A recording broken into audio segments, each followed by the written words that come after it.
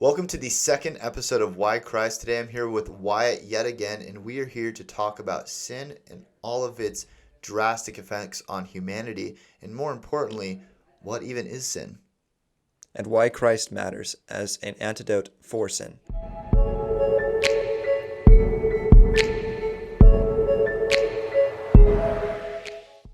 Alrighty, so last week we released our first episode of Why Christ, and we basically just talked about a lot of the different issues and things that we're going to be discussing. We talked about God and Jesus and all those great things. But this week I wanted to talk about a pretty serious discussion that we're going to have. But it's something that personally I struggled with a lot when I first became a Christian, and it was one of the reasons that I didn't even want to become a Christian to begin with, is because at least the idea of sin that was taught to me originally didn't really make a lot of sense. Didn't seem to have any rationality. It seemed like God was kind of just giving us this massive rule book, and then anyone who doesn't possess the rule book was kind of just going to be damned to eternal torment forever. And that just sounded really, really unjust to me. And it was really unfair because I was taught that God was a just God, but that didn't seem very just to me. But so we're going to be talking about sin and its effects on humanity, where it came from, and more importantly, what it is, and why that makes Christ even more important than we discussed last time. So I'm going to have you start us off here, but what do you think, let's just, as a broad general definition, what do you think sin is? Okay, in order to answer that question, I'm going to start with the beginning. Okay, and in the beginning, God creates the heavens and the earth, and he creates all the living creatures, the things that live within the sea, the air, and on land, and he creates man, and everything is within perfect order. Creation is a reflection of God's higher state of being, but sin enters into the world, right? And it just mucks everything up. And so sin is the personal manifestation and the introduction of chaos into an already chaotic world through the selfish intention and preceding action of the individual. No. So it has a couple qualifications, and we'll talk about that a little bit more and expand on it. But sin takes place in the heart before it's acted out, and the action isn't necessarily a qualification for sin, but it is something that is a part of sin most often. And that sin has a ripple effect on the natural world, regardless of whether or not any sort of action is connected to it. Alrighty? Yeah, no, I think you're exactly right. One of the things that I've kind of, and this analogy helped me, it might help people understand this idea, but I've always pictured God in not in this sense as kind of like this perfect engineer, for lack of a better word, right? And God is designing and creating this magnificent machine, to call it, and that machine is the universe, right? And it has all these working parts. They all work together. They all go together, and it's all a really good glorification and image of who God is and his magnificence, right? And one of the coolest parts that he put on his machine is he decided that the most valuable, the most important part of his entire machine, the part that he loved the most, was this part of the machine that was able to decide exactly how it wanted to live, what it wanted to do, what its purpose was. He wanted that part of the machine to reciprocate with that, what we'll call free will, right? He wanted that part of the machine to use that free will to love him back, right? To glorify him in that relationship. But in order for it to truly get to decide, it had to decide to either love him or to hate him. And I think, unfortunately, we've all decided to hate him at least some point of our life. Yeah, at least one time. And due to that, the entire machine is malfunctioning. The entire machine is breaking down, and it's being destroyed. It's burning up. It's just chaotic. So not only the free will aspect has that of sin, has that spiritual, personal, like relationship with God, and it's damaging that. But I think it's really having a physical impact on the universe around us. But what do you think about that? I think you are correct in that assumption. One thing I would like to make clear is that God still has a certain level of control over creation. It's just that he sees beauty in permitting our autonomous action, especially in a fallen world, and that true love between man and God requires that freedom. So it's not like God is going to control every aspect of creation. And there's a certain level of predestination, but there's also a more relevant term that has replaced predestination, and that's called providence. It's God interacting with creation and constantly saving face and almost doing damage control consistently. And back to what you were saying, sin essentially walks away from God's plan, but sin can also be used as some integral part of God's plan. One of my favorite sentences in the Bible is actually the introduction of Revelations, and I might not quote it perfectly, but it says, even the power of evil unwittingly carries out the divine plan of God. And because God is all-knowing and omnipotent and omnipresent, he is able to use even the good, the bad, and the ugly to bring about his greater glory and his divine plan. And so I'd like to ask you, where do you think sin originated from? Because from what we know, it's been a constant state of being.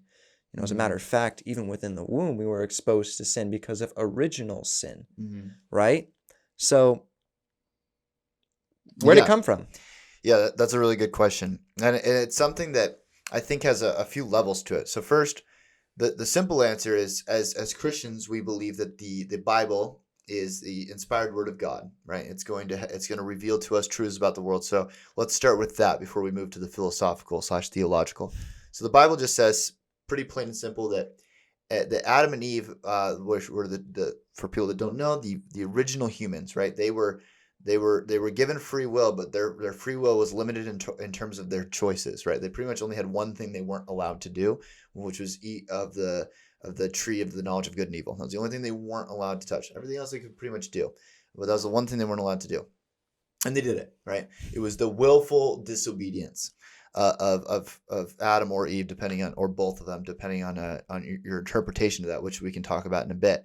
But regardless, it was the willful disobedience of them that resulted in sin entering the world. And I think sin is two things. I think it's actually some sort of force, because when the Bible says that when sin entered the world, it actually corrupted things. It made thorns grow on plants, and it brought death with it into the world, and it had like a physical impact on the world. But it also had a personal impact, a spiritual impact, where it's basically just making this massive gap between God and us. And so I think that's really where it originated from, was that initial sin. Now, there's two questions though, is with what you said, that we were kind of born into sin. Now, I think that's misunderstood by most people, and this might be where we disagree, but I actually don't think that I was born a sinner. I think I was born into sin. What I mean by that is I was born with the effects of sin. I was born with a mortal body. Yep. I was born with a body that's going to get sick. It's going to die. I'm going to get diseases. I might not be perfectly healthy.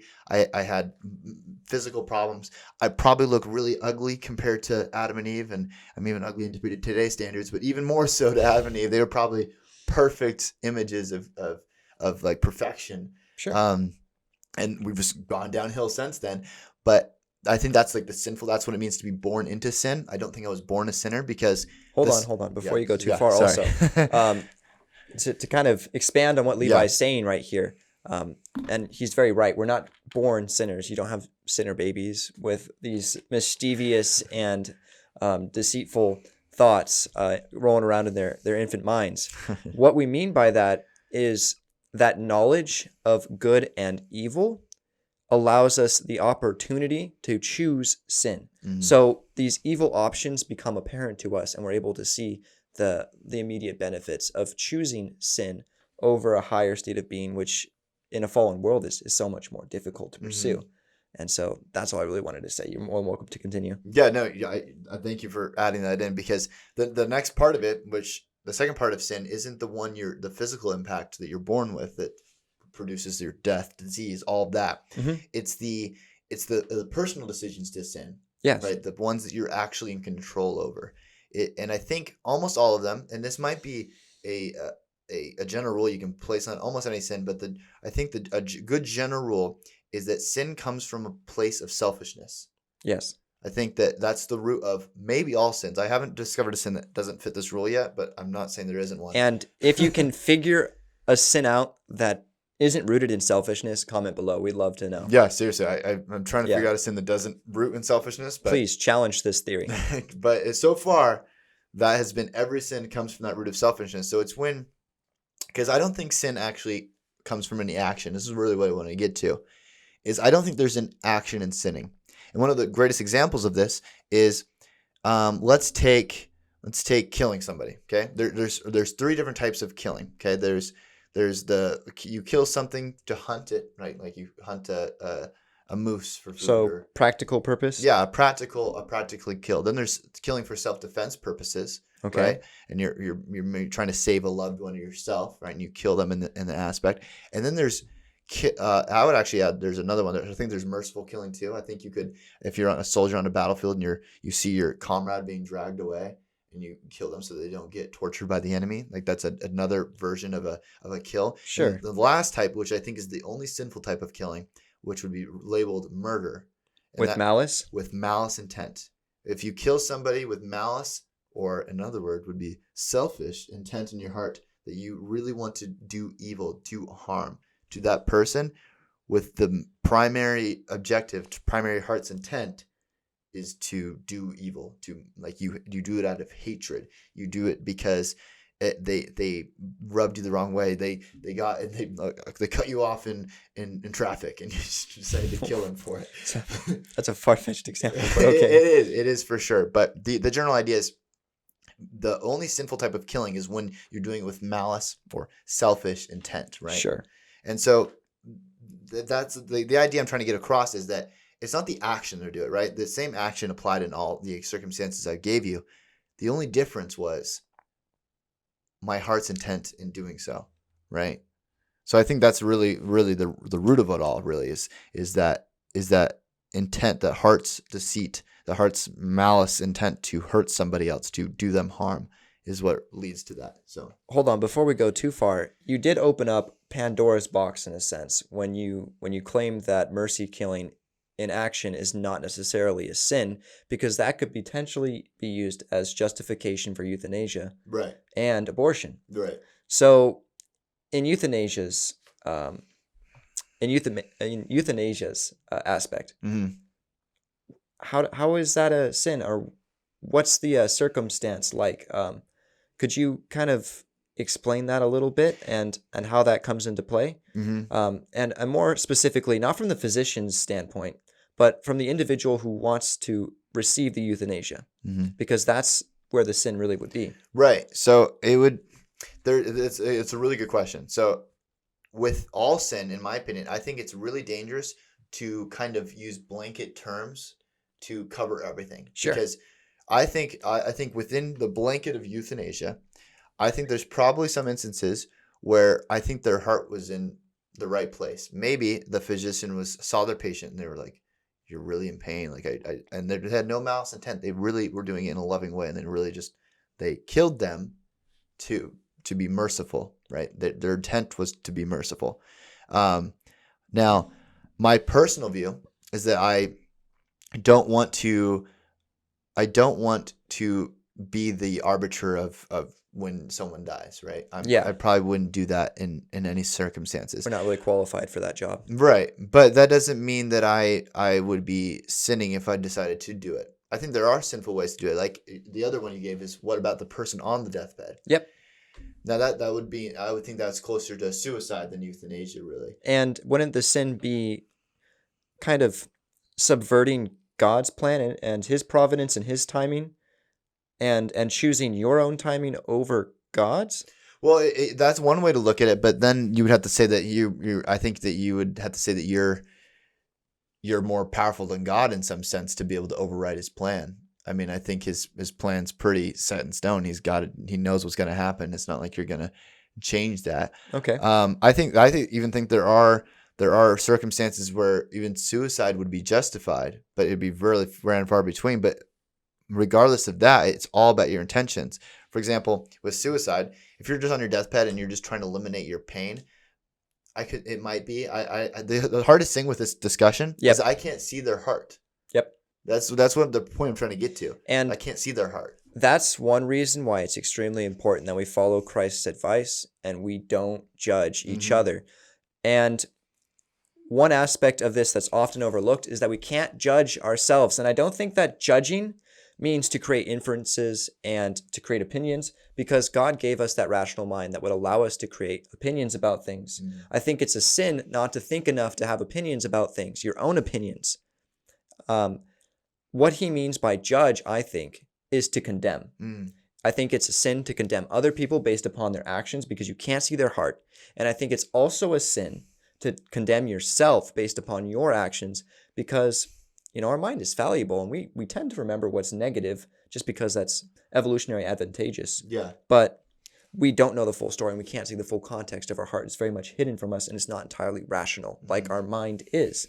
Yeah, I generally agree with you, but there is a few. I'm going to push back a little bit because there's some circumstances where I think it would be, righteous to condemn, and especially for the most horrendous crimes. I know what you're saying. You're saying that it's you don't know the full context of somebody's suicide, or maybe they stole bread to save their kids, right? And so maybe there's some context there that's important for us to know. But there's some crimes, some sins so horrendous that I don't see there being an excuse for, where you could be like, oh, that there is some context there that I didn't realize. And so then condemnation would be a good thing. Well, condemnation within the world, like sending somebody to jail or sentencing somebody even within the most extreme circumstances to death, that's a different story than murdering them in your heart and saying that soul is going to burn in hellfire. I see what you're saying. Yeah, no, I completely agree with you then. We are given the authority and the permission and the privilege to develop our own social structures in which we can have that order of law.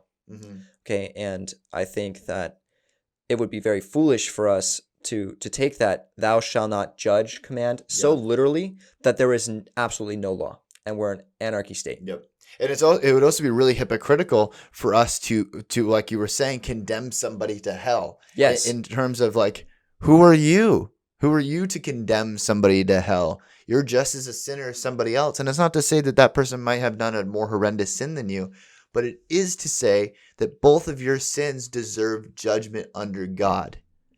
Now, the punishment that God dishes out might be different depending on the sins you committed, but you both deserve judgment. You both deserve punishment.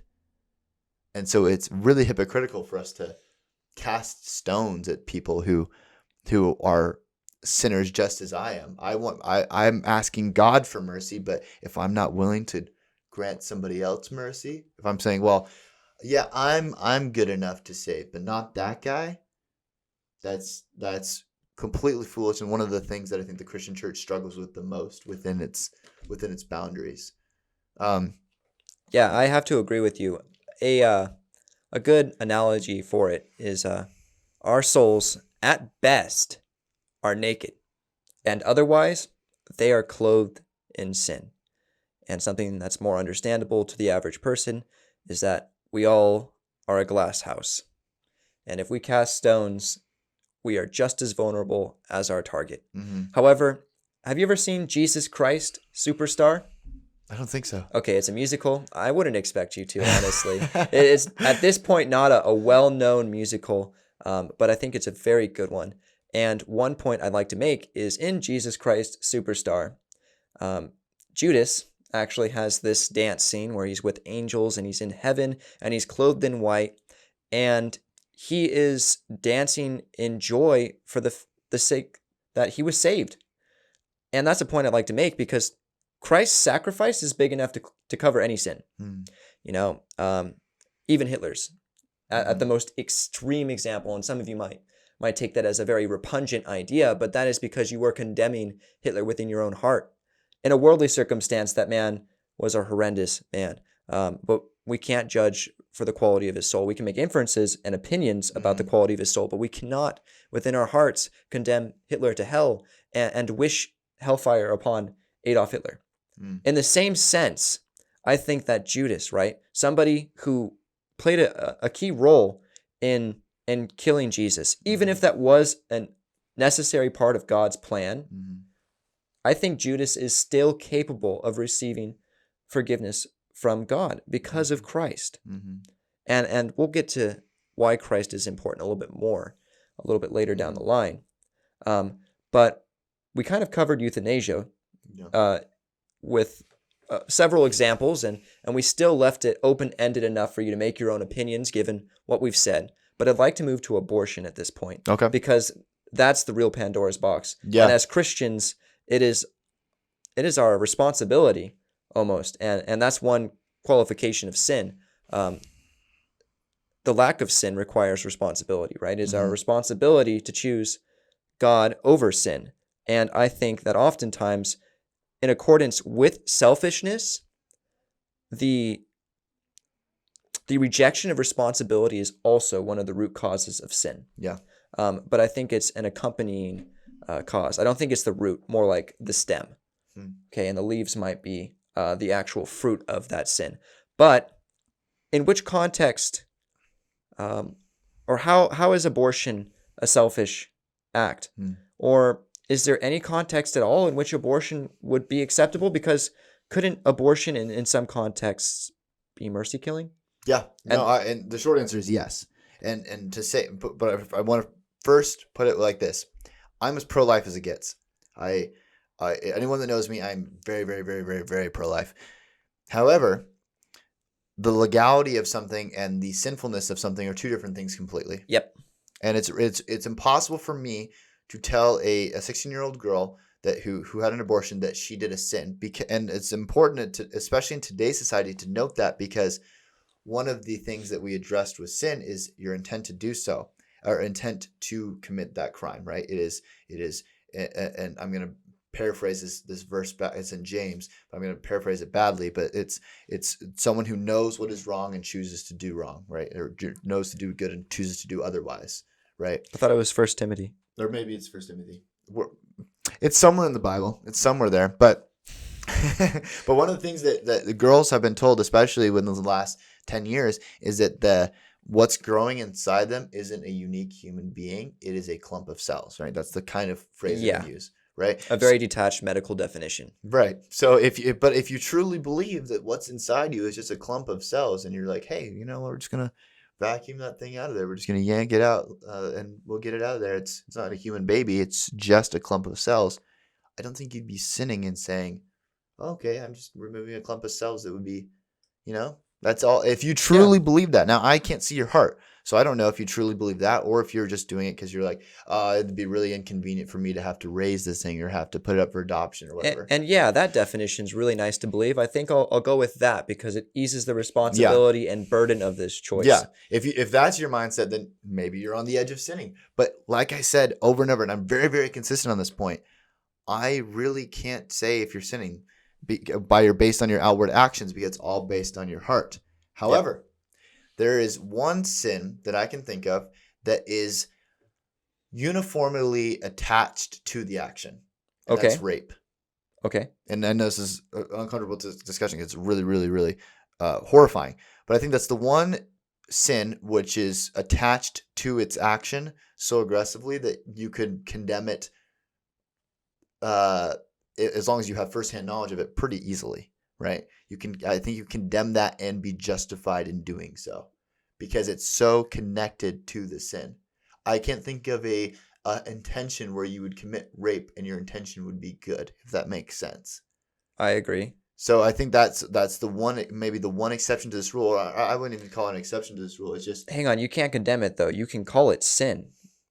right, but I would say that would be condemning it, would be calling it a sin. Okay, sure. You can call it a sin, but you can't condemn the person to hell. No, that's not my authority, right? In terms of like, I don't Just want to have clarify that. I don't have the authority to come to hell, but I can still say without a shadow of a doubt that's sin. Yep. Where in other circumstances, I could say I actually don't know what his heart was at. I can say that's illegal. That looks bad. That's disgusting.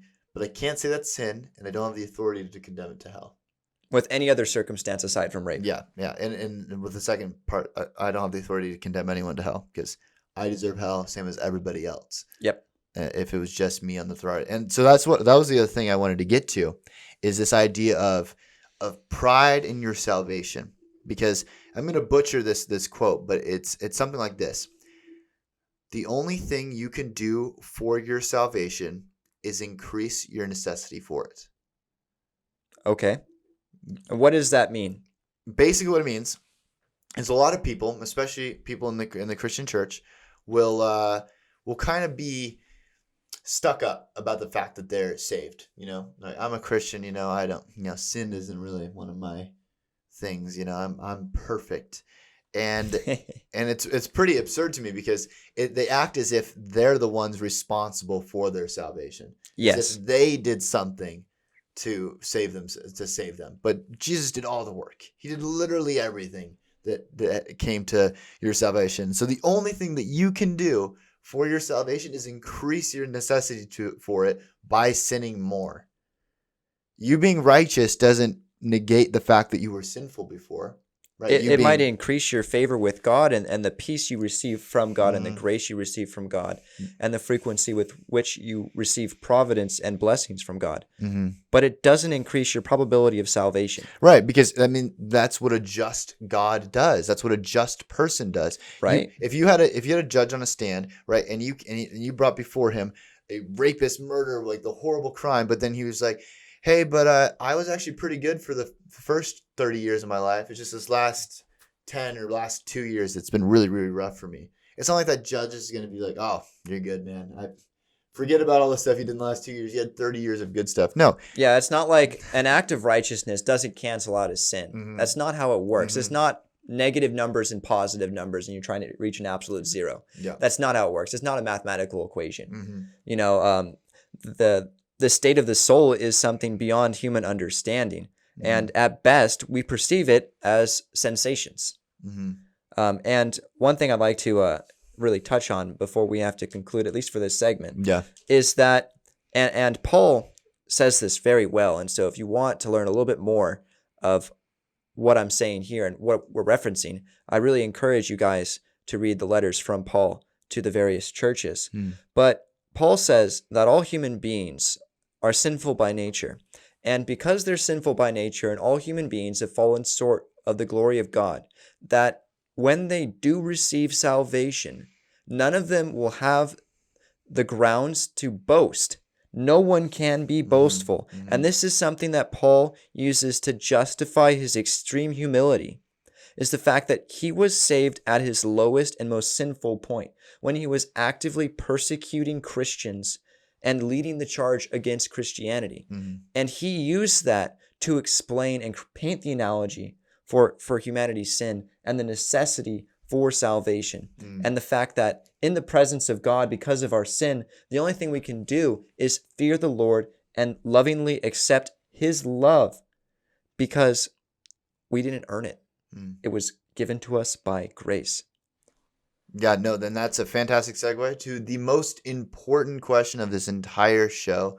Every segment's wrapped around this. Why Christ? So I think you pretty much answered a lot of it, is this idea that because you have done all these sins, because it's not a net zero game. It's not you can do good stuff to cancel out your bad stuff, because you've already done bad stuff. Unless you're watching this as an infant and you haven't committed a sin yet. Everyone watching this has committed a sin at some point in their life. They have been selfish. They have hated. They have lied. They have stolen. They've done something. Sure, I mean, we could write a book about everything we've done. Multiple books, and that puts us under God's condemnation. Sure. So the question is, okay, I'm standing in front of the holy courtroom, right? And I don't know if that's actually how it's going to play out. That's how I've always pictured it, but we're going to stand before God someday in some shape or form. So I kind of picture a courtroom, and we have to testify for all of the sins that we've done in our lives. Sure. And then God's going to have to pass a judgment. So the question is, okay, how do we get a non-guilty plea? How do we avoid that condemnation? Yeah, that's a good question. And I'm actually going to move away from your analogy in order to explain its significance. Okay, so you have Adam and Eve in the Garden of Eden, the beginning of creation, their one condition to living within paradise is not eating of the fruit of knowledge, right? Of knowledge of good and evil. Yeah. Okay? And literally they had one thing they couldn't do. And they're almost like infants, right? Like they choose to do the one thing that they're not supposed to do. And it's kind of funny that nature still resides within people. It's nice that we haven't changed that much. Mhm. But if you tell a kid, don't do that, what are they going to do? They're going to look at you, they're going to smile, and they're going to do it, even if it's putting a fork in an outlet, you know? Yeah. So Christ is everything that Adam wasn't, and everything that we personally couldn't be. Christ wasn't born with original sin, so his nature was completely godly. It wasn't tarnished by the world. He was God become man, and that's extremely important. And God was willing to get our attention in a profound way and to undertake suffering on an unimaginable scale. Medieval crucifixion or ancient crucifixion is a terrible practice. It's about as painful as it gets, and it was quite inventive. And Christ, literally, he took up his cross and he took up suffering for our sake. And he died for our sins. And that is a Christian cliche. So try to hear that like it's the first time you're hearing it, you know, because then it might mean something to you, because I feel like we've heard it so much that it's overplayed, and those words really have lost their meaning. But Christ died for our sins to be a replacement for us in judgment. And he descended into hell, just as all men and women should have after they died. You know, even from the most astute and righteous Jews who had committed some sins, you know, those who were righteous with God, yet still, you know, fell short of the glory of God. Yeah. And even the most horrendous individuals, he took the same punishment as all of them, and he went into hell and into Sheol, and then he rose from the dead. And he did that to prove that he could conquer death and prove that to men, right? Because they needed some hard evidence in order to believe them. But he also metaphorically proved that God loved us so much, and he was willing to show so much grace that he was actually willing to die and take our judgment for us and wash us clean. Sorry, getting a little choked up on my words there. With Christ's blood. And only Christ could have been enough. And so, in order to avoid condemnation, back to the question, you have to accept Christ into your heart. And if you can accept Christ into your heart, then you have that godly nature within you. You have that stain, not of sin, but of divine nature, of a higher state of being and a higher state of calling. And you mark yourself with the glory of God and within the body of Christ. And in so doing, you almost, and it's like a cheat code in real life. It's almost beyond reason, because as human beings, we are so accustomed to tick for tack, eye for eye, right? That it doesn't make sense that we would be forgiven almost scot-free, with the only condition being choosing Christ. And, you know, an external condition of that would be making manifest that choice, right? Taking up your cross and following Christ and making a difference in the world and expanding upon and spreading the ideology of Christ. But I still think that even somebody on their deathbed who chooses Christ is capable of receiving redemption, because the grace is ubiquitous across all of humanity. It doesn't matter the circumstance. An escape from sin is, and it has to be heartfelt, but it has to be the choice to accept Christ into your heart. And to honestly do that, you know, because you can think in your head, yeah, I'm going to accept Christ because that's a real practical thing to do. Hell doesn't sound too nice. And that's way different than having the heartfelt experience and actually welcoming him into your heart. And one practical way to do that, actually, because your mind and your heart are so interconnected, is to align your thinking in a way that parallels that action, accepting Christ into your heart. No, you're exactly right. And just to finish that thought here, because we're running out of time here, but that I think you're exactly right. But what's cool is the coolest part about Jesus and all this, to answer the why Christ question with Yep. regards to sin, is it offers a completely unique answer to the problem of sin. There's this allegation that there's 1,000 religions in world history, and so skeptics go, okay, how am I supposed to pick between these thousands of religions? Sure. And that's when, so part of this show's purpose is to actually demonstrate the uniqueness of these different answers to these questions. Mm-hmm. And this is one is the most probably fundamental difference between every other religion on the planet, Mm-hmm. is that when sin is confronted, and they have different words for it, but when you have a problem of, okay, I'm held accountable for sin, what do I do? Every other religion says you got to do X, Y, and Z, and then you'll be justified if you do this, this, and this. If you sacrifice this cow, if you do this good deed, then you will be counted as righteous. But no. If you lick your elbow. If you do whatever it is, it might be random. Whatever you have to do, you can be justified. But in Christianity, it's completely different. It says, no. You're completely incapable of actually saving yourself. The only thing you can do for your salvation is increase your necessity for it. That's all you can do. You are a dirty sinner. That is it. That's the end of the story for you. Unless somebody else comes in and saves you. You can't save yourself. You're drowning. You need the lifeguard to come in and grab you and yank you out of the water. Sure. And that's who Jesus is. The reason Jesus is unique is because he decided he was going to do X, Y, and Z for you, because he knew you couldn't, and you never can. You never will. So Jesus did it for you. And that's why Christ is unique. And that's why sinners need Jesus. And that is why Christ. And a little introduction into a future episode, because an escape from condemnation is extremely important. In fact, I would say the most important thing. However, that isn't immediately practical for those of us who have already accepted Christ into our heart, or have already accepted that calling to pick up our cross. And so we will expand further on an escape and defense of sin, and practical skills necessary to avoid the action and the intention of sinning. And to summarize it in just a brief statement, so that you can kind of mull this over and explore it in your own lives, and that is because it's a unique experience within everybody, and we can't exactly just lay out how exactly you are supposed to find joy in God, because that is a very personal experience. But finding joy in God is your best defense against sin, because finding joy in God is a selfless venture, right? Sin is very selfish, but joy in the Lord is selfless.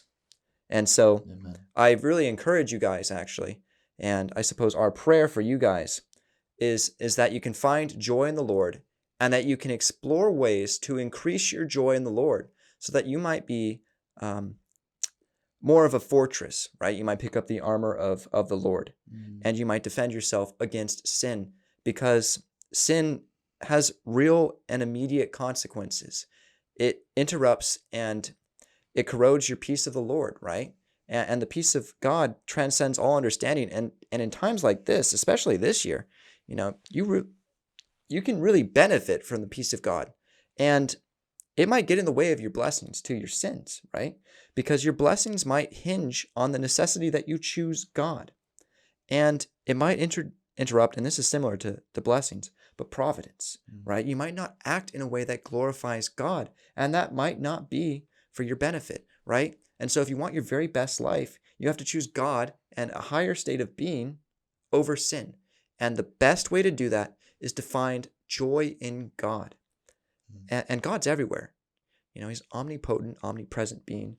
This is the face of God right here. That cameraman right there, that's the face of God right there. So there's an infinite amount of ways to find joy in God. And so I really encourage you guys to explore that between now and the next episode. I think that's a good ending.